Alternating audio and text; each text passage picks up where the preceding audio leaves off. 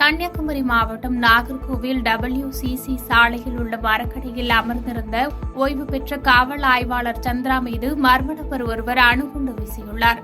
ஆனால் அந்த அணுகுண்டு அவர் மீது படாமல் அருகில் உள்ள வாசலில் விழுந்ததால் அவர் உயிர் தப்பினார்.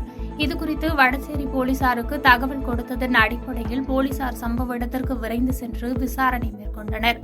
முதற்கட்ட விசாரணையில் சந்திரா என்பவர் 2002ஆம் ஆண்டு வடசேரி காவல் நிலையத்தில் ஆய்வாளராக பணிபுரிந்திருக்கிறார்.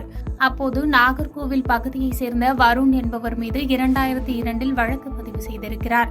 எனவே வருண் தற்போது அவரை கண்டதால் அணுகுண்டை வீசியது தெரியவந்தது. தொடர்ந்து வருண் குறித்து வடசேரி போலீசார் தீவிர விசாரணை மேற்கொண்டு வருகின்றனர். பாதகம் செய்பவரை கண்டால் நாம் பயங்கொள்ளலாகாது பாப்பா, மோதி மிதித்து விடு பாப்பா, அவர் முகத்தில் உமிழ்ந்து விடு பாப்பா. அண்மை செய்திகளை உடனுக்குடன் தெரிந்து கொள்ள இணைந்திருங்கள் இயம்நாடு தொலைக்காட்சியுடன்.